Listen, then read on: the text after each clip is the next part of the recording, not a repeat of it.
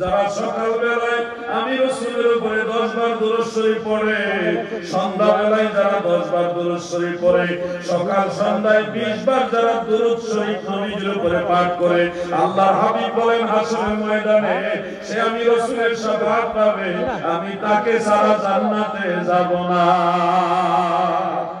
দয়াল নবী তুমি গুণময়ী, দয়াল নবী তুমি গুণ, এই পাপী লোক তারাইবেন বলে গো নবী, পাক কোরআনেতে শুনি গো নবী, দয়াল নবী তুমি গুণময়ী, বলুন না দয়াল নবী। তাহলে আলোচনার মাঝখানে আমাদের একটা শিক্ষণীয় পয়েন্ট হলো, আমরা সকাল সন্ধ্যায় নবীজির উপর দুরূদ শরীফ পড়ব। কয়বার করে বলেন না? কয়বার? 10 বার, কমপক্ষে 10 বার, পারলে বেশি পড়বেন। কমপক্ষে সকালে 10 বার, সন্ধ্যায় 10 বার দুরূদ শরীফ পড়বেন কিনা ইনশাআল্লাহ? এই দুরূদ শরীফ পড়লে তো আপনারই লাভ, আমি বললে আমার লাভ, আপনি পড়লে আপনার লাভ। আপনি পড়লে কেমন লাভ? হাসরের ময়দানে গুনাহগার হওয়া সত্ত্বেও আপনাকে নবীজি সুপারিশ করে জান্নাতে নিয়ে যাবে, যদি এই আমলটা নিয়মিত করেন। কারণ গুনাহগারদেরকে সুপারিশ করার অধিকার, পাওয়ার, অথরিটি আল্লাহ তাআলা আমার নবীকে দিয়েছেন। সহিহ হাদিসের মধ্যে আছে, عن جابر بن عبد الله رضي الله تعالى عنه قال سمعت رسول الله صلى الله عليه وسلم يقول شفاعتي لأهل الكبائر من أمتي رواه الترمذي والحاكم। হযরত জাবের বলেন আল্লাহর রাসূলকে বলতে শুনেছি, দয়াল নবী বলেন উম্মতরা শোনো, আমার উম্মতের মাঝে যারা বড় বড় গুনাহগার থাকবে, উম্মতের মাঝে যারা বড় বড় গুনাহগার থাকবে, এই গুনাহগার উম্মতকে সুপারিশ করে জান্নাতে নেওয়া আমি রাসূলের দায়িত্ব। সুবহানাল্লাহ। এই পাপী লোক তারাইবেন বলে গো নবী, পাক কোরআনেতে শুনি গো নবী, দয়াল নবী তুমি গুণময়ী, বলুন না দয়াল নবী।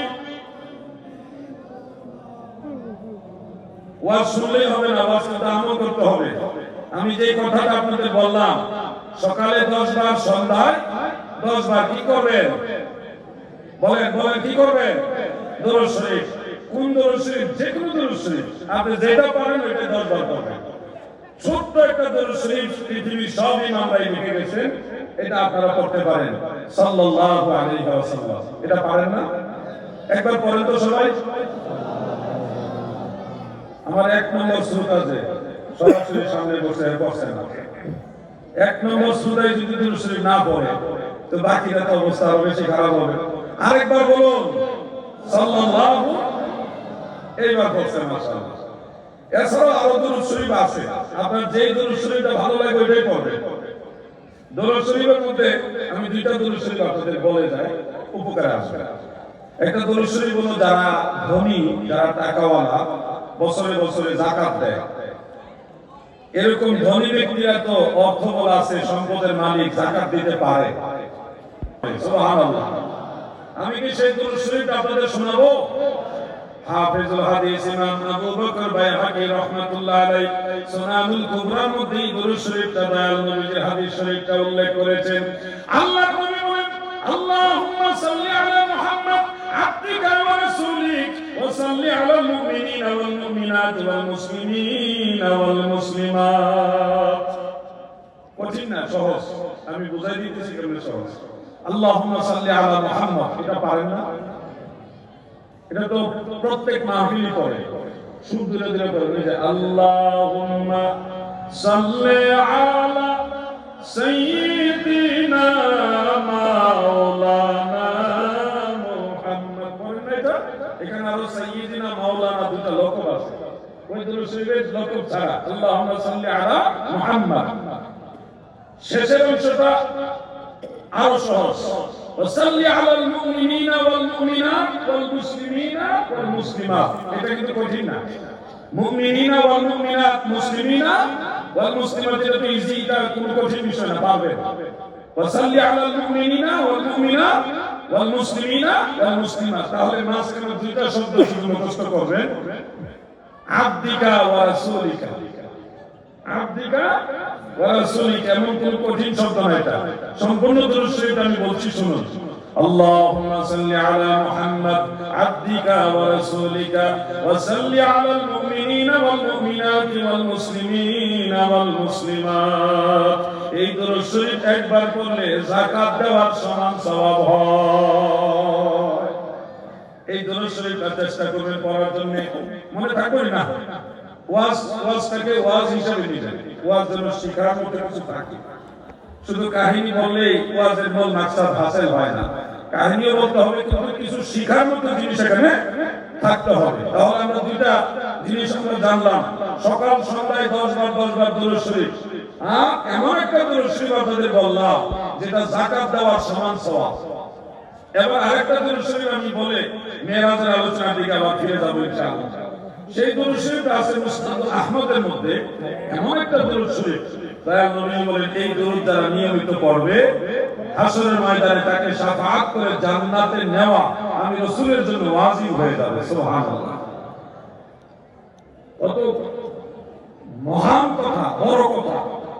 নবীজি আপনাকে জান্নাতে নিয়ে যাবেন, গ্যারান্টি দিচ্ছেন, ওয়াজিব। من قال اللهم صل على محمد وقال اللهم أنزله المقعد المقرب عندك يوم القيامة وجبت له شفاعتي، رواه أحمد. أمته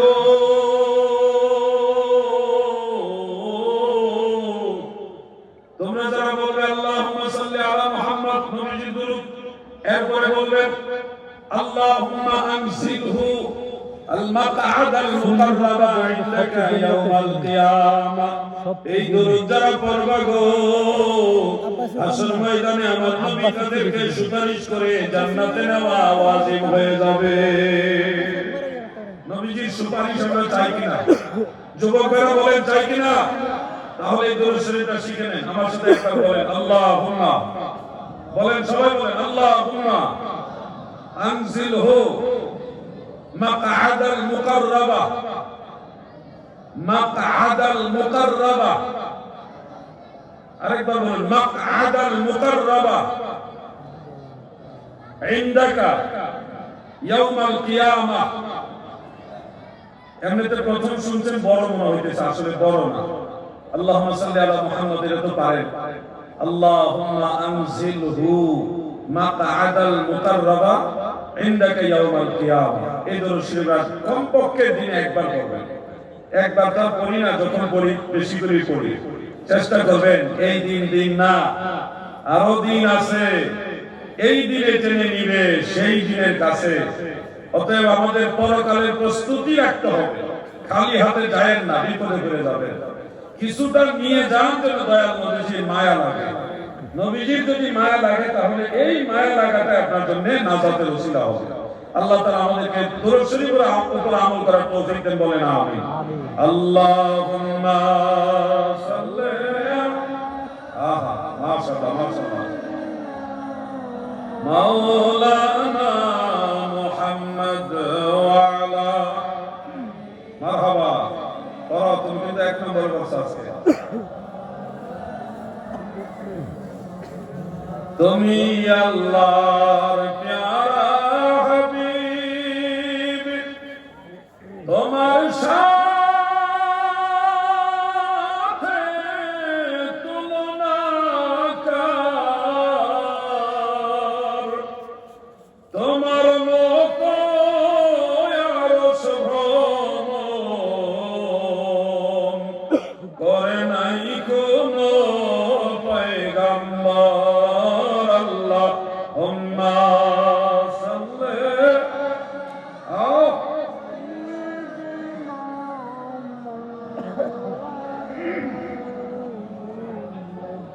ওয়া আলা আলি সাইয়্যিদিনা বিল্লাহ। আমার দাদু ভাইরা যে আলোচনাটা করছিলাম, আমার দয়াল নবীজি আসমান রাজ্যে রওনা দিলেন। যায় দেখা আদম নবী জমিন থেকে বুরাক যাওয়ার আগে আসমানে চলে গেছে। এইভাবে এক এক আসমানে এক এক নবীর সাথে দেখা হচ্ছে, সাক্ষাৎ হচ্ছে, সালাম বিনিময় হচ্ছে। যেতে যেতে আমার নবীজি সপ্তম আসমানে যখন গেলেন, আমাদের জাতির পিতা হযরত ইব্রাহিম খলিলুল্লাহ মিল্লাতা আবিকুম ইব্রাহিম ওয়া সাম্মাকুমুল মুসলিমিন, আমাদের নাম যে মুসলমান, এই নামটা রাখছে মুসলমানদের জাতির পিতা হযরত ইব্রাহিম। মারহাবা। ইব্রাহিম আলাইহিস সালাম সপ্তম আসমানে আমাদের নবীর সাথে যখন সাক্ষাৎ, সালাম কালাম শেষ হওয়ার পরে বলতেছি, ইয়া রাসূলুল্লাহ, নবী গো, আপনার উম্মতদেরকে বলবেন তারা যেন জান্নাতের মধ্যে বৃক্ষরোপণ করে গাছ লাগায়। কেমনে লাগাবে? যে আপনার উম্মতরা যদি একবার লা হাওলা ওয়ালা কুওয়াতা ইল্লা বিল্লাহ পাঠ করে, আমার আল্লাহ সাথে সাথে জান্নাতের মধ্যে গাছ লাগায়া দিবে। সুবহানাল্লাহ বলেন না? কি পড়লে বলেন না, সবাই বলেন কি পড়লে? মাশাআল্লাহ, সবারই জানা আছে। এই ছোট্ট একটা তাসবিহ, লা হাওলা ওয়ালা কুওয়াতা ইল্লা বিল্লাহ, এটুকুই। ইল্লা বিল্লাহিল আলিয়্যিল আযীম, শেষের অংশটা হাদিসে উল্লেখ নাই, অন্য সময়টা পড়েন, কিন্তু তাসবিহ হিসেবে যখন পড়বেন তখন লা হাওলা ওয়ালা কুওয়াতা ইল্লা বিল্লাহ, লা হাওলা ওয়ালা কুওয়াতা ইল্লা বিল্লাহ। অশুদ্ধভাবে 100 বার না পড়ে শুদ্ধভাবে 10 বার পড়েন, কাজে লাগে। কথা ঠিক না? শুদ্ধভাবে 10 বার পড়েন, 100 বার অশুদ্ধ, এই পড়া তো ফায়দা হইতেছে না। ফায়দা হবে শুদ্ধভাবে 10 বার পড়েন। এই 10 বার পড়ার সাথে সাথে জান্নাতে আল্লাহ তাআলা 10টা গাছ লাগাবে। বেশি পড়বেন বেশি গাছ লাগাবে। কি লাভ হবে গাছ লাগাইলে? সেই গাছের মধ্যে অগণিত পাতা আছে। পাতা আছে কিনা? সেই পাতার অগণিত মুখ আছে। দয়াল নবীজি বলেন, সেই গাছের পাতা প্রতিটি মুখে আল্লাহর নামের জিকির তাসবিহ পাঠ করবে। কিয়ামত পর্যন্ত এই গাছ যতবার জিকির করবে, যত তাসবিহ করবে, সমস্ত জিকির এবং তাসবিহের সওয়াব আপনার আমলনামায় আল্লাহ দান করে দিবে। সুবহানাল্লাহ, সুবহানাল্লাহ। কত সুযোগ সুবিধা, মোবাইলটা বাঁকা কর, কত সুযোগ সুবিধা আল্লাহ আমাদেরকে দিয়েছে। একবার সবাই বলুন, লা হাওলা ওয়ালা কুওয়াতা ইল্লা বিল্লাহ। যারা মুখ বাইন্ধা রাখছেন তারা কইছেন নি? ওয়াজ হলো তো না, ওয়াজ আইছেন যে তুমি আমল করে যাইতে, বাড়িতে ওয়াজ নিয়ে যাইতে, ওয়াজ গদ বান্ধা ওয়াজ করলেই না, ওয়াজ শুনলেই না, কিছু শিখতে হবে, কিছু আমল করতে হবে। আমি চাই প্র্যাকটিক্যাল আপনারা এখানে কিছু আমল করে যান। হাসরের ময়দানে যেন দেখতে পারেন যে হাজি সাহেবের মাহফিলে গিয়া যে হাজি সাহেবের বয়ান শুনে কিছু আমল করছি, নগদে কিছু পাইছি। আলহামদুলিল্লাহ বলেন, সবাই বলেন লা হাওলা ওয়ালা কুওয়াতা ইল্লা বিল্লাহ। এই যে পড়ছেন, এতে তো আপনাদের লাভ হয়েছে, আমারও লাভ হয়েছে, আপনাদেরও লাভ হয়েছে। ওয়াজ মাহফিলে এইভাবে শিখবেন। সপ্তম আসমান পার হয়ে এবার আমার দয়াল নবীজি রওনা দিলেন সিদরাতুল মুনতাহা। সিদরাতুল মুনতাহা, ওখানে হযরতে জিবরিল আমিন আলাইহিস সালামের অবস্থান। একটা বড়ই গাছ আছে, কুল গাছ। ওই গাছের পাতা হলো হাতির কানের সমান। হাতির কানের সমান গাছের পাতা, হাতির শরীরে আছে। বড়ইগুলো পানির মটকার সমান, বড় পানি রাখার আগে মটকা ছিল, মাটির তৈরি। এখন এগুলি নাই, এখন তো সব ট্যাঙ্কি হয়ে গেছে, মোটরে পানি দিল। আগে মটকা ছিল পানি রাখার, এরকম বড় বড় মটকার সমান এক একটা বড়ই ওই গাছে। ওই গাছের নিচে হযরত জিবরিল আলাইহিস সালাম অবস্থান করেন।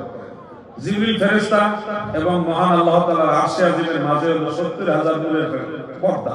কত হাজার? ৭০,০০০ নূরের পর্দা। এই নূরের পর্দা একটাও ভেদ করে সামনে যাওয়ার ক্ষমতা জিবরিল ফেরেশতা নাই। হযরত মুজাহিদ রাহমাতুল্লাহ আলাইহি তা স্পষ্ট করে উল্লেখ করেছেন। মানে জিবরিল আমিনের শেষ সীমানা হলো সিদরাতুল মুনতাহা, এরপরে আর যাওয়ার কোনো ক্ষমতাও না। ইদানিং দেখছি কিছু আলেমরা এই কথাটা অস্বীকার করতেছে তারা বলে যে জিবরিল আমিন একেবারে নবীজির সাথে উপরেও গেছে। জিবরিল ফেরেশতা সিদরাতুল মুনতাহার পরও যাইতে পারে। স্টাডির অভাব, গবেষণার অভাব। আমার সেই ভাইদেরকে সম্মান করে বলবো যে আর একটু স্টাডি করুন, লেখাপড়া ছাড়া হুটহাট করে কথা বলবেন না। ধর্মের বিষয় না জানলে চুপ থাকবেন না, আর জানলে কথা বলবেন। যদি একটা ভুল মেসেজ মানুষকে দেন তাহলে এই ভুল মেসেজটা আরো মানুষ ভুল কাজ করবে। যে বিষয়টা জানেন না মুহাক্কিক আলেমদেরকে জিজ্ঞাসা করবেন। ফাসআলু আহলা যিকরি ইন কুনতুম লা তা'লামুন। কোন ব্যাপারে না জানলে যারা জানে তাদেরকে জিজ্ঞাসা করা উচিত, কিন্তু ভুল ভাল ওয়াজ করা যাবে। প্রিয় ভাই আমার, বন্ধুরা আমার, সিদরাতুল মুনতাহায় জিবরিল আমিন সেখান থেকে নবী রওনা দিলেন। রফরফের যুগে রফরফ হলো একটা চাদর, যেটা সবুজ রঙের নূরের চাদর, সবুজ রঙের নূরের চাদর। বোরাক আর সামনে যেতে পারবে না। বোরাকের নূরের যে পাওয়ার, এই পাওয়ার নিয়ে সামনে অগ্রসর হওয়ার ক্যাপাসিটি নাই। এর পরের যে নূর, এগুলির পাওয়ার আরো বেশি। সূর্যের আলো আর মোমবাতির আলো একটা, সূর্যের আলো আর চন্দ্রের আলো এক সমান না, বরং সূর্য থেকে চন্দ্র আলো দেয়। এটা ওখান থেকে আসে। দাদুরে, সিদরাতুল মুনতাহার পরে যে নূর, এই নূরের তাজাল্লি এত বেশি, সেটার জন্য আলাদা বাহু আল্লাহ তাআলা আমার নবীর জন্য সেট করেছেন। এটাকে বলা হয় রফরফ। শিফা শরীফের মধ্যে কাজী ইয়াজ রাহমাতুল্লাহ আলাইহি এবং মোল্লা আলী কারি রাহমাতুল্লাহ আলাইহি শারহে শিফার মধ্যে এটা উল্লেখ করেছেন। হযরত আব্দুল্লাহ ইবনে আব্বাস রাদিয়াল্লাহু তাআলা আনহুমা riwayat করেছেন, রফরফের উপরে আমার দয়াল নবী, মায়ার নবী, নূর নবীজি রফরফের উপরে সাওয়ার হলেন। সেই রফরফ যুগে আমার নূর নবী রাহমাতুল লিল আলামিন এবার রওনা দিলেন উপরের দিকে। যাইতে যাইতে কতটুকু পড়ে গেলেন, কতটুকু পড়ে গেলেন। এক কথায় সহিহ বুখারী কিতাব তাফসীরের মধ্যে উল্লেখ রয়েছে। আমি বলার একটু ক্লিয়ার করা লাগবে, আপনারা একটু দরুদ শরীফ পড়েন। আল্লাহুম্মা সাল্লি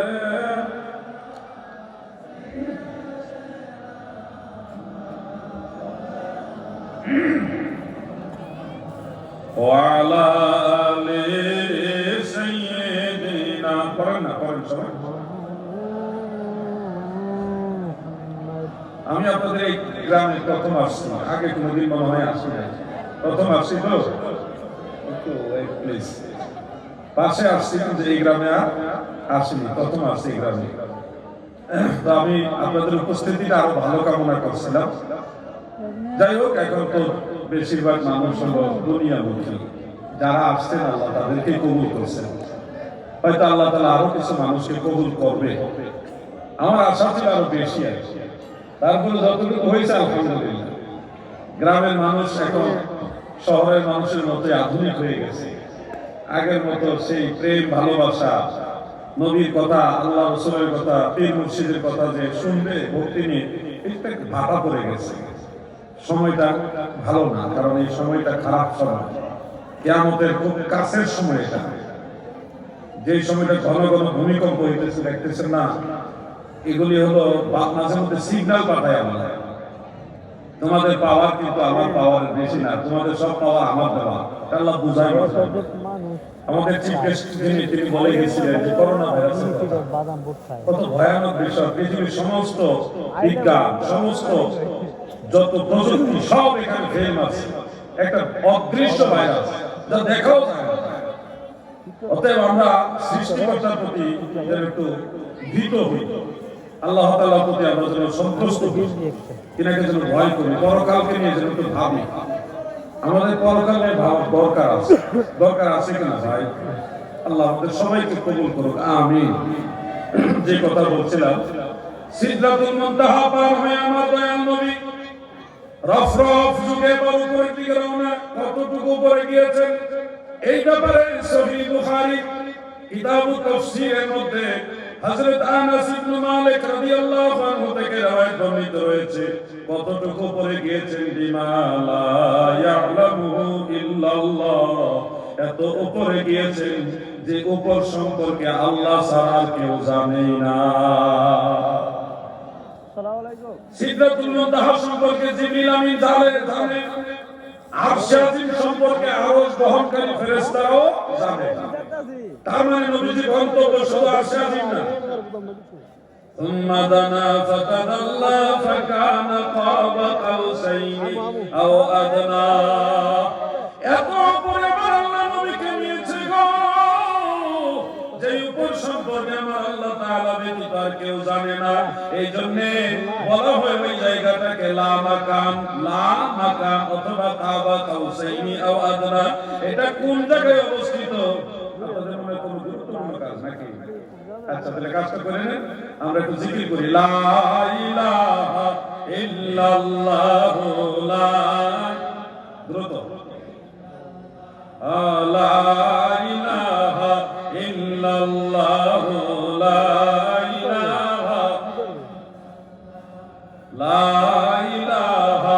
ইল্লাল্লাহ লা পর্দা লাগাইবো পর্দা লাগাইবো।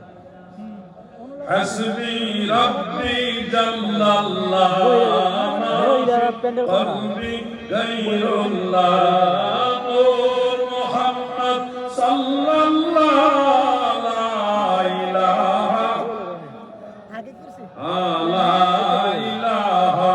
ইল্লাল্লাহ লা ইলাহা মারহাবা লা ইলাহা লা ইলাহা হাত চালাই করে ভাইজান লা ইলাহা ইল্লাল্লাহ লা ইলাহা ইল্লাল্লাহ মুহাম্মাদুর রাসূলুল্লাহ সাল্লাল্লাহু আলাইহি ওয়াসাল্লাম।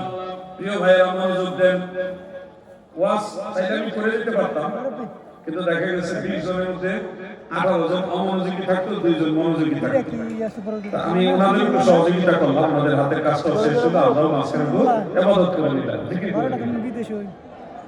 কি বলতেছিলাম ওয়াজ দেখি কয়জনের মনে আছে? আপনারা বলেন না, স্টেজে বলেন, আপনারা বলেন কোন জায়গায় আছিলাম ওয়াজ?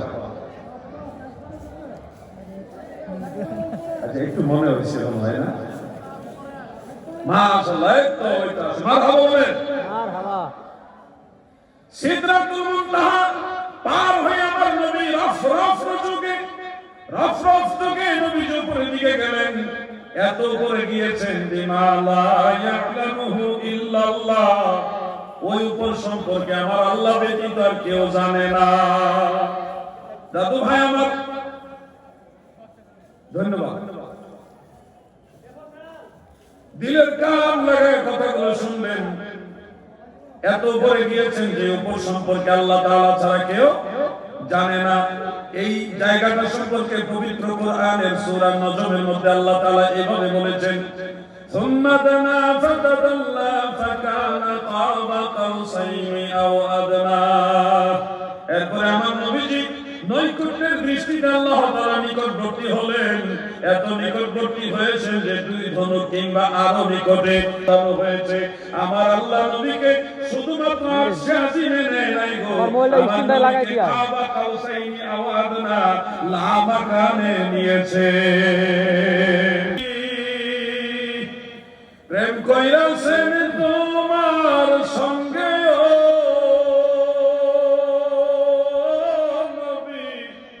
স্বয়ং আল্লাহ কাদের গনি গো নবী, দয়াল নবী তুমি গুণমণি। বলুন না দয়াল নবী। আমার নবীজি ওখানে গেলেন। শুনুন একটা কথা মনোযোগ দিয়ে শুনেন। আল্লামা হাফেজ এম এ জলিল সাহেব রাহমাতুল্লাহ আলাইহি বলতেন, আমাদেরকে লক্ষ্য করে বলতেন, হে বৎস, হে আমার ছাত্ররা, তোমরা শুনো, আল্লাহ তাআলা চাইলে নবীজিকে পৃথিবীতে ওহীর মাধ্যমে 5 ওয়াক্ত নামাজ দিয়ে দিতে পারতেন।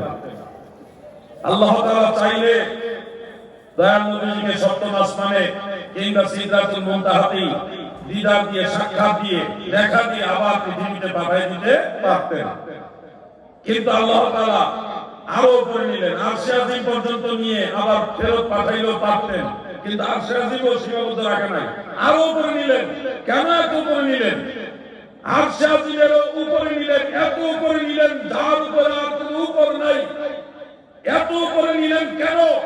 আল্লামা হাফেজ এম এ জলিল সাহেব রাহমাতুল্লাহ আলাইহি বলতেন, আমার আল্লাহ জগতের সব সৃষ্টিকে এটাই বুঝালেন, গোটা সৃষ্টি জগতে যা কিছু আছে সব কিছুতে আমার হাবিব, আমার রাসূল সবার বড়। সুবহানাল্লাহ বলে, সুবহানাল্লাহ বলে। এই বিশ্ব জুড়ে ঘুরে, এই সারা জাহান ঘুরে, যার জোড়া পাবে না আমার নবীর মতো আর নবী পাবে না, আমার নবীর মতো আর নবী পাবে না। যার ইশকে স্বয়ং মতো হবে আল্লাহ রাব্বানা, যার ইশকে স্বয়ং মতো হবে আল্লাহ রাব্বানা, আমার নবীর মতো আর নবী পাবে না, আমার নবীর মতো আর নবী। এমন সম্মান দিয়েছে আল্লাহ আমাদের নবীকে। আল্লামা শেখ সাদী রাহমাতুল্লাহ আলাইহি কবিতা লিখতেছেন, নবীজির মেরাজকে ইঙ্গিত করে, বালাগাল উলা বিকামালিহি কাশাফাত দুজা বিজামালিহি হাসনাত জামিউ খিসালিহি সাল্লু আলাইহি। প্রথম যে লাইনটা, বালাগাল উলা বিকামালিহি, যিনি তার কামালিয়াতের দ্বারা সর্বোচ্চ মর্যাদায় পৌঁছে গেছেন, আল্লাহ তাআলা পৌঁছে দিয়েছেন। বালাগাল উলা, উলা মানে সর্বোচ্চ মর্যাদা, সর্বোচ্চ মর্যাদা, ইজ্জত। সুবহানাল্লাহ। কোরআন শরীফে আল্লাহ তাআলা বলেন, ওয়া রাফা'না লাকা যিকরাক, বন্ধু ও আমার হাবিব, হে আমার দোস্ত, আমি আল্লাহ আপনার ইজ্জতকে বাড়ায় দিয়েছি। সুবহানাল্লাহ। রাফা'আল্লাহু দারাজাহু ফিদ দুনিয়া ওয়াল আখিরাহ, দুনিয়া এবং আখিরাতে সব জায়গায় নবীর ইজ্জত আল্লাহ বাড়াইছে। সুবহানাল্লাহ। এমন একজন নবীর উম্মত হয়ে আমরা খুশি না বেজার? সত্যি খুশি আপনারা? একবার ধরে শুনে পড়ুন, আল্লাহুম্মা মাশাআল্লাহ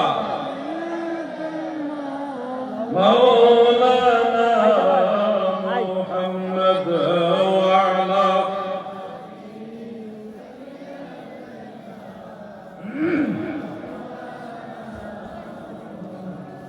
আমার দাদু ভাইয়েরা মেরাজ থেকে নবী আসতে 50 ওয়াক্ত নামাজ দিয়েছিল, এটা আপনাদের খুব জানা আছে। তারপরে 9 বার আহ্বান করে মুসা আলাইহিস সালামের পরামর্শে আহ্বান করছে, ষষ্ঠ আসমান থেকে কাবা কাউসাই 9 বার আহ্বান করছে। 5 বার করে আল্লাহ তাআলার কাছে রিকোয়েস্ট করছে, 5 ওয়াক্ত করে আল্লাহ কমাই দিয়েছে। একবার যায়া রিকোয়েস্ট করছে, আল্লাহ আমার উম্মত দুর্বল, তারা এত নামাজ পড়তে পারতো না, আল্লাহ তাআলা 5 ওয়াক্ত কমাই দিয়েছে। আবার মুসা নবী কয়, আপনার উম্মত আরো এই 45 ওয়াক্ত পারতো না, আরো কমাই আনে। মুসা আলাইহিস সালামের রিকোয়েস্টে আবার নবী গেলেন, আবার আল্লাহ তাআলা 5 ওয়াক্ত কমাই দিয়েছে। আল্লাহ আল্লাহ দুর্বল, 45 ওয়াক্ত নামাজ পড়তে পারতো না, দিয়েছে 40 বানায়। আবার আইছে, আবার মুসা নবীকে আরো কমাই আনে, রেডিও করতো না। মুসা নবী যেটা কইছে ঠিক কইছে না? করতো না যে কইছে, আসলে তো আমরা তো দুর্বল। এইভাবে 9 বার আহ্বান করে 5 নয় 45 ওয়াক্ত কমাইয়া 5 ওয়াক্ত লইয়া নবীজি চলে আসতেন। আল্লাহ তাআলা বলে, লা তাবদীলা লিকালিমাতিল্লাহ, আল্লাহর কথার কোনো পরিবর্তন নাই, আমি যা বলি তাই হয়। আমি 50 দিয়েছি বন্ধু, আপনি অনুরোধ করেন। হাজী সাহেবরা হজ করে লক্ষ লক্ষ টাকা খরচ করেছে, জানে মালে পরিশ্রম করেছে। ইকোটা কমাই দেন না ভাই, অনেক সময় আমাদের মাইক সুন্দর নাই, ভেরি গুড মাইক, একবারে বুমবা সিংবার কামনা। বেশি ইকো দিলে মনে হয় আরেকজন ওয়াজ করতেছে আমাদেরকে, কানে ভরটা উঠে হইতেছে, বেশি সাউন্ড ভালো না, মানে বিরক্তিকর বিষয়। আমার কথাগুলি মানুষজন বুঝতে পারে এটাই। হাজী সাহেবরা হজ করে, হজ করে কত পরিশ্রম, জিহাদের পরে সবচেয়ে বেশি কঠিন ইবাদত হলো হজ। এখন আধুনিকতার ছোঁয়ায় অনেক সহজ হয়েছে। আপনারা বাড়িতে থাইকা হজের সব পাইবেন 2 আমলে। একটা হলো ফজরের নামাজ পড়িয়া ঘুমাই যাবেন না, বা কাজে লেগে যাবেন না। সূর্য ওঠার পরে 2 রাকাত ইশরাকের নামাজ পড়বেন। যদি 2 রাকাত ইশরাকের নামাজ পড়তে পারেন, আল্লাহর নবী বলছে একটা বড় হজের সওয়াব আর একটা উমরা হজের সওয়াব এই 2 রাকাতের উসিলে আল্লাহ দিয়ে দিবেন। দেখছেন হাজী সাহেবরা হজ করে হজের সওয়াব পায়, আর আপনি 2 রাকাত নামাজ বাড়িতে পড়া হজের সওয়াব পাইবেন। চেষ্টা করবেন ইনশাআল্লাহ, বলেন না ইনশাআল্লাহ। আল্লাহ আপনাদের আমল করার তৌফিক দেন, আমিন। আর দ্বিতীয় পদ্ধতিটা হলো ইমাম বাইহাকির শুআবুল ঈমানের মধ্যে উল্লেখ রয়েছে, হযরত ইবনে আব্বাস রাদিয়াল্লাহু আনহুমা থেকে রওয়ায়াত বর্ণিত। নবীজি বলছেন কোন সন্তান যদি মায়ের চেহারার দিকে তাকায়, আল্লাহ তাআলা একটা হজের সওয়াব দান করেন। সুবহানাল্লাহ। সাহাবারা প্রশ্ন করলেন, ইয়া রাসূলুল্লাহ, আমরা যদি 100 বার তাকাই? নবীজি বলেন 100 বার তাকাইলে 100টা হজের সওয়াব দেওয়া হবে। সুবহানাল্লাহ, সুবহানাল্লাহ। মা আমাদের সবার ঘরে আছে, হয়তো কারো ঘরে নাই। মা যার আছে, মায়ের চেহারার দিকে মায়ের নজরে তাকায়ও, মায়ের নজরে তাকায়ও। প্রতি নজরে নজরে হজের সওয়াব আল্লাহ আমল দিবে। আল্লাহর রাসূলের হাদিস শরীফ, এই 2টা কাজ আপনারা হজের সওয়াব পাবেন। যাকাতের সওয়াব পাবেন কি করলে যেন? ওয়াজ মনে আছে টেস্ট করে বলেন না, কি করলে যেন যাকাতের সওয়াব পাওয়া যায়? দরুদ শরীফটা, আল্লাহুম্মা সাল্লি আলা মুহাম্মদ আবদিকা ওয়া রাসূলিক ওয়া সাল্লি আলাল মুমিনিনা ওয়াল মুমিনাতি ওয়াল মুসলিমিনা ওয়াল মুসলিমাত। মনে করে দিলাম, রিভাইজ দিয়ে দিলাম। দাদু ভাই আমার, ফজরের পরে আমলটা আপনারা করবেন। আরেকটা আমল যদি সম্ভব হয়, মুরব্বিরা হয়তো আপনারা করেন, এটা হলো আওয়াবিন নামাজ। মাগরিবের পরে 6 রাকাত নামাজ পড়তে হয়। আমাদের সোনাকান্দা দরবার শরীফ এটা পড়ায়, খুব গুরুত্ব দিয়ে পড়ায়। সোনাকান্দা দরবার শরীফ একটা হক দরবার, কি বলেন আপনারা? আহলুস সুন্নাহ ওয়াল জামাতের একটা অন্যতম হক দরবার হলো সোনাকান্দা দারুল হুদা দরবার শরীফ। সেই দরবারে আওয়াবিন নামাজটা গুরুত্ব দিয়ে পড়ায় 6 রাকাত। এটার মধ্যে অনেকগুলো ফজিলত, 2টা ফজিলত আমি শোনাই, 3টা শোনাই। 1 নম্বর ফজিলত হলো, আপনি যদি আওয়াবিন নামাজ পড়েন 6 রাকাত, আল্লাহ রাসূল সাল্লাল্লাহু আলাইহি ওয়াসাল্লাম বলেছেন, বাইতুল মুকাদ্দাস, ওই মসজিদুল আকসা জেরুজালেমে, ফিলিস্তিনে, ওইখানে আপনি যদি লাইলাতুল কদর পালন করেন, মসজিদুল আকসায় যদি লাইলাতুল কদর পালন করেন, যত নেকি হবে আওয়াবিন নামাজ পড়লে ওই সমান নেকি আল্লাহ আপনাকে দান করবে। দ্বিতীয় ফজিলতটা শুনেন মুরব্বিরা, আপনাদের এটা কাজে লাগবে। আল্লাহর উপর বিশ্বাস এবং ইয়াকিন করে এটা যদি করেন, আওয়াবিন নামাজ পড়েন, যাদের বয়স 60-70 বছর হয়ে গেছে, আল্লাহর হাবিব বলেন, আপনাদের আমলনামায় যদি 50 বছরের সমান গুনাহ থাকে, 50 বছরও গুনাহ করছেন, এরকম লম্বা গুনাহ খাতা থাকে, দয়াল নবী বলেছেন এই আওয়াবিন নামাজ পড়ার সাথে সাথে 50 বছরের সমস্ত গুনাহ আল্লাহ মাফ করে দিবেন। তৃতীয় ফজিলত হলো, অনেকগুলো হাদিস এই ব্যাপারে, আমি এক একটা হাদিস থেকে এক একটা ফজিলত শোনাচ্ছি। ইয়াকিন করে বিশ্বাস করে, আমার আল্লাহর উপরে বিশ্বাস করে কেউ যদি মাগরিবের পরে আওয়াবিন নামাজ 6 রাকাত পড়ে গো, দয়াল নবীজি বলেছেন, দরিয়ার মধ্যে যত ফেনা হয়, সাগরের ফেনা রাশির সমতুল্য যদি গুনাহ হয়, আল্লাহর উপরে বিশ্বাস করে আওয়াবিন নামাজ পড়লে আমার আল্লাহ দরিয়া দরিয়া গুনাহ মাফ করে দেয়। কোন নামাজ বলেন না? কোন নামাজ বলেন? এই নামাজ 6 রাকাত কোন সময় পড়ে? মাগরিবের পরে। মাশাআল্লাহ, এখন জামানাটা খারাপ, আমরা এইসব ওয়াজ করি, এই আমল করবেন, সেই আমল করবেন, এটার এই সওয়াব, ওইটার ওই সওয়াব। আরেক গরিব মুরব্বি শায়েখ আছে, ওনারা এসে বলে এটা করা যাবে না, ওইটা বেদাত, এটা শিরক, এটা কোরআন হাদিসে নাই, এটা করা যাবে না, ওইটা করা যাবে না। মানে ওনা হলো নাই কোম্পানির এমডি আর কি, আইসে শুধু ভয় দেখাবে। এমনকি ইদানিং শুনতেছি জোহরের নামাজ 12 রাকাত, এটা নাকি কোনো হাদিসে নাই। তাও বলছে কোন দেশের আলেম জানেননি? কুমিল্লার আলেম। হ্যাঁ, ইয়ার ওই যে 14 গ্রামের নাম করবে, ঠিক না? নাম আমি জানলে সব কম দিত, সব দেখা গেছে ওনার বক্তব্য ওনার কষ্ট লাগতো। আমি জাস্ট এটুকু বলতে চাই, অনেক ফিতনাবাজ আছে যারা আমল নষ্ট করে, এদের থেকে সতর্ক থাকতে হবে। জোহরের নামাজ সর্বমোট 12 রাকাত। বলেন সর্বমোট কত রাকাত? 12 রাকাত।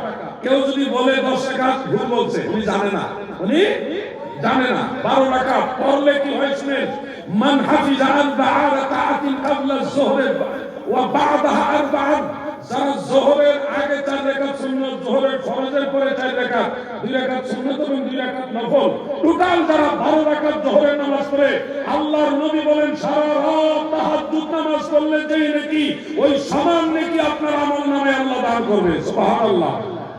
হাফিজুল হাদিস ইমাম মুনজিরি রাহমাতুল্লাহ আলাইহির আত-তারগীব ওয়া তারহিব, ওই কিতাবের মধ্যে বিশুদ্ধ সনদে হাদিস উল্লেখ আছে। সারা রাত তাহাজ্জুদ নামাজ পড়া সমান সব যোহরের নামাজ 12 রাকাত পড়লে। কত রাকাত পড়লে? আল্লাহ আমাদের আমল করার তৌফিক দেন, বলেন আমিন। সামনে মেরাজ শরীফ 27 রজব, সেই সুবাদে আপনাদেরকে মেরাজ শরীফ সম্পর্কে কিছু আমলের কথা বলা দরকার মনে করতেছি। কিছু আমলের কথা বলা দরকার আছে না? বিরক্ত হয়েছেন আপনারা? আমি বলছি কিছু জানার বিষয় বলবো, কিছু মানার বিষয় বলবো। জানার বিষয়টা কিছুটা বলছি, মেরাজের ব্যাপারে সামান্য কিছু কথা আমি বলছি যেগুলি জানা দরকার। আমার মানার বিষয় দিয়ে একটা আমলের কথা বলতেছি। জানতেও হবে, মানতেও হবে। জানেন অনেক কিছু কিন্তু মানেন না, এই জানা লাভ নাই। জানতেও হবে, মানতেও হবে। কথা ঠিক আছে কি বলেন আপনারা? আমার দাদু ভাইরা গো, কথা যেহেতু এসে গেছে, আরেকটা আমলের কথা আপনাদের বলে দিই। এশারের নামাজের ফরজের আগে 4 রাকাত সুন্নাত নামাজ রয়েছে। ফরজের আগে 4 রাকাত সুন্নাত নামাজ রয়েছে। ইদানিং অনেক শায়েখদের জবানে শুনতেছি, খুব ফিতনার যুগ, এত মানে খারাপ লাগে মাঝে মধ্যে। বড় বড় ডিগ্রি আছে, তারা ওনাদের জবান থেকে শুনতেছি এশারের সুন্নতের নাকি দলিল নেই।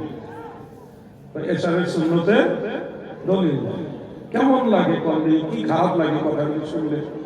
তারা তো আমাদের ভাই, কিন্তু এদের যারা ফলোয়ার্স আছে তারা তো নামাজগুলি ছেড়ে দিবে। এই সুন্নত আজীবন মানুষ করছে, এখন সেই সুন্নত যদি আমাদের বক্তব্যের কারণে বন্ধ হয়, এটা আমাদের ব্যর্থতা না? এই জন্য আমাদের দায়িত্ব হয়ে দাঁড়ায় আপনাদেরকে পাল্টা আবার এটার পক্ষে বিষয়গুলি বলে দেওয়া। এশার নামাজের 4 রাকাত সুন্নতের দলিল বেশ কয়েকটা হাদিসের মধ্যে আছে। যারা জানেন না, আমি 2টা কিতাবের নাম বলে দিই। একটা হলো হাফিজুল হাদিস ইমাম ইবনে হাজার আসকালানী রাহমাতুল্লাহ আলাইহি, ওনার লেখা কিতাবটার নাম আদ-দারায়া ফি তাখরিজি আহাদিসিল হিদায়াহ। আদ-দারায়া ফি তাখরিজি আহাদিসিল হিদায়াহ, এই কিতাবের মধ্যে হাদিসটা আছে। দ্বিতীয় আরেকটা কিতাব হলো হাফিজুল হাদিস ইমাম আবু জাফর উকাইলি রাহমাতুল্লাহ আলাইহি, ওনার লেখা কিতাবটার নাম কিতাবুদ দুআফা।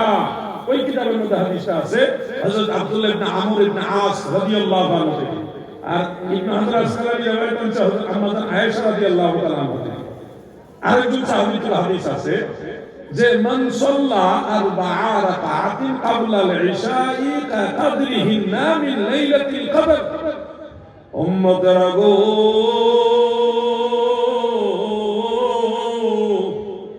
যারা এশারের ফরজের আগে 4 রাকাত সুন্নাত নামাজ আদায় করবেন, হাদিসে স্পষ্ট উল্লেখ রয়েছে সেই 4 রাকাত সুন্নতের বিনিময়ে আমার আল্লাহ আপনার আমলনামায় লাইলাতুল কদরের সমান সওয়াব দিয়ে দিবে।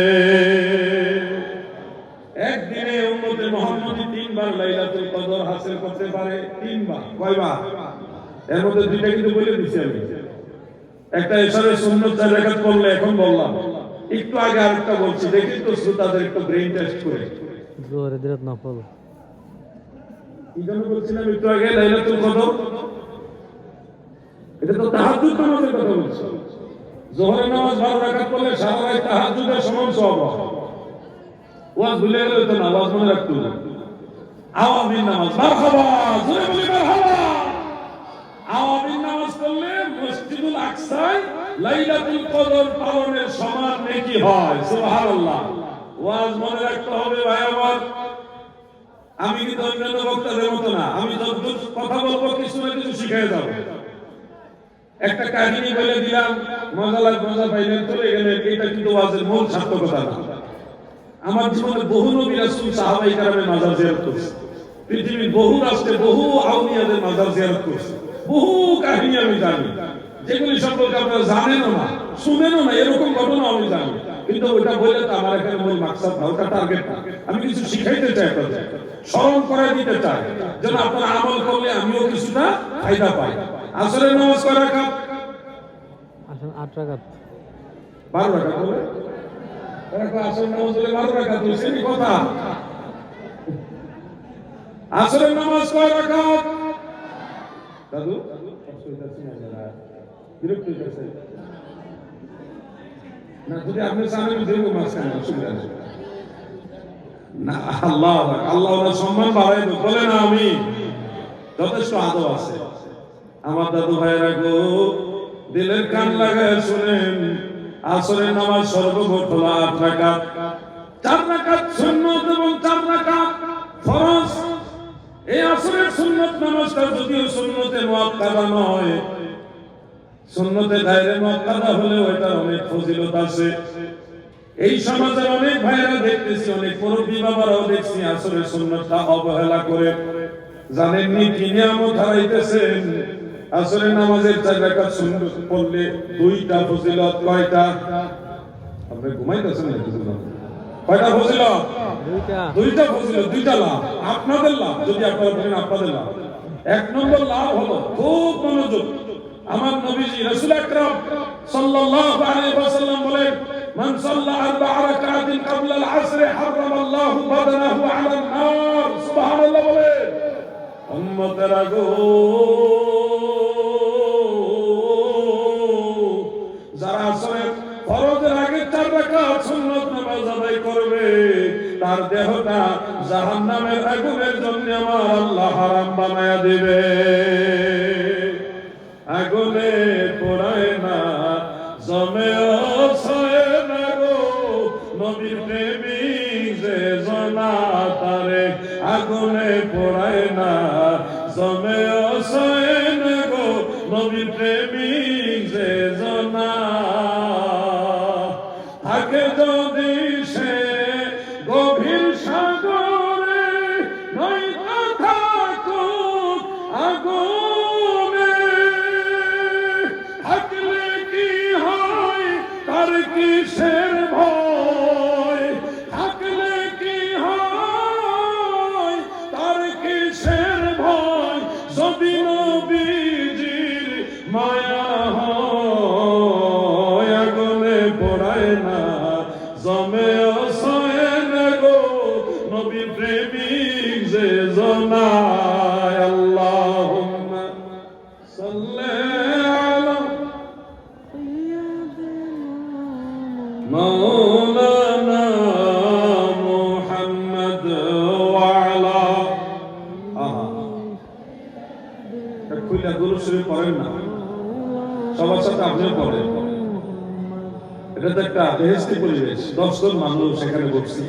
কাকে আল্লাহ বেশি ভালোবাসেন? আমি না, এই একসাথে বসছেন না, নবীর দুরূদ পড়ছেন, জিকির করছেন আল্লাহ। এটার উসিলা হাসরের ময়দানে একটা কি নাম হবে ইনশাআল্লাহ, আল্লাহর মায়া লাগবে। যেমন ধরেন 2 শ্রেণীর মানুষ হাসরের ময়দানে হবে। এক শ্রেণীর মানুষ হবে আলেম, আরেক শ্রেণীর মানুষ হবে আবেদ। আবেদ এবং আলেম। নারায়ে তাকবীর, নারায়ে রিসালাত, আহলে সুন্নাত ওয়াল জামাত। বিশেষ অতিথির আগমন, বিশেষ অতিথির আগমন, বিশেষ বক্তার আগমন। আরে গলারে তাকবীরের সময় গলার ইশারা করতেছে। মুফতি নেসার আহমদ সাহেবের আগমন। নারায়ে তাকবীর। না, মুফতি মোহাম্মদ আহসানুল্লাহ নেসারী সাহেবের আগমন।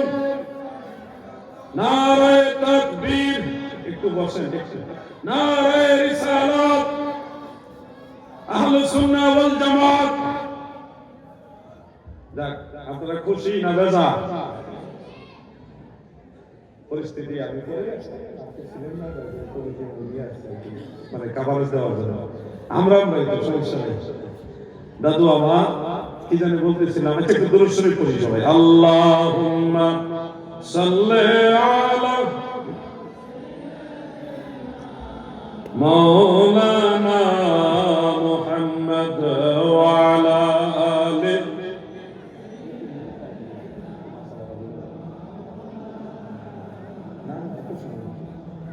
আমার দাদু ভাইরা, আমার আদব হলো যে আমার পরবর্তী যিনি আলোচক তিনি মঞ্চে আসলে আমি কোনো কথা বলি না, ওখানেই মাইক ছেড়ে দিই। মানে এটা হলো ওনাকে অনার করা, সম্মান করা। একজন আলেম হয়ে আরেকজন আলেমের সম্মান যদি না করি, আমরাই যদি নিজেদেরকে সম্মান না করি, তাহলে মানুষ সম্মান করবে কিভাবে? তো যাই হোক, আমার ভাই চলে আসছেন। যদি আমাকে 7:30 পর্যন্ত বলছে, আমি ওইটুকু যাবো না। আমি ওনার কাছে কথা বলে 2-3 মিনিট টাইম চাইছি। আপনারা যদি আপত্তি না থেকে আমি একটা মাসালা বলতে চাই, শুনবেন ইনশাআল্লাহ। মনে রাখবেন, এই মাসটা মেয়েরাজের মাস। মেয়েরাজ উপলক্ষে আমাদের কিছু বিশেষ আমল আছে। যদি আপনাদেরকে অনেকে বিভ্রান্ত করবে, বিশেষ কোনো নামাজ নাই, বিশেষ কোনো সবে মেরাজের রোজা নাই, ইত্যাদি ইত্যাদি অনেক কথা বলবে। সব কথা কর্ণপাত করা যাবে না। এটা হলো ওইগুলো যারা জোহরের নামাজ 12 রাকাতে কমায় 10 রাকাতে নামাইছে, কথা বলছেন ওইগুলো। আসরের নামাজের 7 রাকাত সুন্নত পড়লে কি লাভ হয় মনে আছে না? এই সুন্নতের কারণে জাহান্নামের আগুন হারাম হয়ে যাবে। এই সুন্নতের কারণে, আমল করার কারণে। আপনারা চেষ্টা করবেন আমল করার ইনশাআল্লাহ। যখন 27 রজব আসবে, 27 রজব আসবে, আপনারা রাত জেগে আপনারা ইবাদত করবেন, নফল নামাজ পড়বেন, বিভিন্ন নেক বন্দেগী করবেন, নেক আমল করবেন। আর পরের দিন রোজা রাখবেন। 27তম দিন যেটা, ওটা রোজা রাখবেন। এতে করে কি লাভ হবে? নবীজি বলেছেন, عن سلمان الفارسي رضي الله تعالى عنه قال قال رسول الله صلى الله عليه وسلم في رجب ليلة ونهار من صام ذلك اليوم كان كمن صام من الدهر 100 سنة ومن قام تلك الليلة كان كمن قام من الدهر 100 سنة। ওই একটা রাতের বন্দেগী, একটা রোজা, একদিনের রোজার এক রাতের বন্দেগী আমার আল্লাহ 100 বছর নামাজ, 100 বছর নফল রোজার সমান বানায়া দিবে।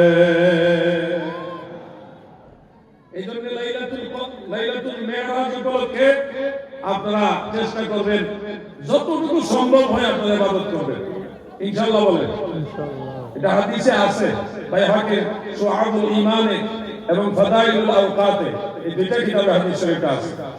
যারা বলবেন নাই, তাদের ঘরে কিতাবই নাই, খবর নিয়ে দেখবেন। 1100 বছর আগের কিতাব এটা। কয়শো বছর? 1100 বছর আগের কিতাব। হাদিসের সনদের মান হাসান। এই ব্যাপারে বিস্তারিত শবে মেরাজের নামাজ, শবে বরাতের নামাজ, শবে মেরাজের ডিটেইলস বিস্তারিত দলিলে বইটার মধ্যে আছে। এটা আমার লেখা। 150 টাকা হাদিয়া, যাদের প্রয়োজন নিজে এবং নিজের ছেলেমেয়ের হাতে বইটা তুলে দেন। তারা পড়ো, অবহেলা করবেন না। কারণ আপনি যদিও মিলাদ করেন, আপনি যদিও সুন্নি মসলকের লোক, সুন্নি আকীদার লোক, কিন্তু দেখা গেছে অবহেলার কারণে আপনার সন্তান ভিন্ন মাসলাকে চলে যাচ্ছে, ভিন্ন মতবাদে চলে যেতেছে। কারণ আপনার ছেলের হাতে সঙ্গীত বোঝার জন্য কিছু দেন নাই আপনি। এই বই, দুইটা বই আছে, একটা নামাজের বই আর একটা শবে বরাত সময় মেরাজের বই। নামাজের বইটা হলো বর্তমানে লামা জামি ফিতনা ব্যাপকভাবে ছড়াই গেছে। তারা বুকের উপর হাত বাঁধে, পুরুষ আমিন জোরে বলে, আত্তাহিয়াতের সময় এই আঙ্গুল খালি নাচা, নামাজের ঘরে মোনাজাত করে না, জানাজার ঘরে দোয়া করে না, আরো বহুত দরকার। তারাবি নামাজ বানাইলে 500 টাকা। এই নামাজ নিয়ে হানাফি মাযহাবের পক্ষে বইটা লিখেছে, এটা 500 টাকা হাদিয়া। প্রত্যেকটা ফ্যামিলিতে বইটা দরকার। আপনাদের প্রয়োজন, এই জন্য আমরা লিখি। যাদের প্রয়োজন, আমার একটা ছোট ভাই মাওলানা আশিকুজ্জামান, সে বইটা নিয়ে আসবে, দুইটা বই আপনারা সংগ্রহ করে নেবেন। আর শবে বরাত, শবে মেরাজের আমলগুলি বিশেষ যত্ন সহকারে আমল করবেন ইনশাআল্লাহ। যেহেতু মুফতি আহসানুল্লাহ নেসারি সাহেব তিনি মঞ্চে এসে গেছেন, আমি অলরেডি ওনাকে বসায় রেখে 2 মিনিট টাইম নিয়ে নিয়েছি। আর আপনারা যারা আমাকে আন্তরিকভাবে দাওয়াত দিয়েছেন, আপনাদের সবার প্রতি কৃতজ্ঞতা জানাচ্ছি। আপনারা কথা বলার সুযোগ দিয়েছেন, কথা বলছি। আপনারাও কষ্ট করে শ্রোতাবৃন্দ আসছেন, কথা শুনছেন, কিন্তু এগুলো আমল করবেন। যতদূর কথা বলছি আপনাদের প্রয়োজনের কথাগুলি বলছি। আল্লাহ আপনাদের আমল করার তৌফিক দেন, আমিন। আজকের মতো আমার আলোচনা এখানে শেষ। আপনারা বসবেন। আজকের প্রধান অতিথি, প্রধান বক্তা, যদিও আমি, কিন্তু প্রধান বক্তা হিসেবে এখন আলোচনা করবেন আমারই ভাই মুফতি মোহাম্মদ আহসানুল্লাহ নেসারি সাহেব।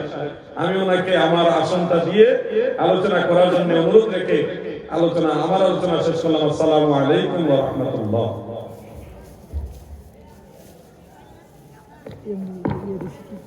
মাশাআল্লাহ, আলহামদুলিল্লাহ। আমাদের মাঝে এতক্ষণ পর্যন্ত মূল্যবান বয়ান পেশ করেছেন।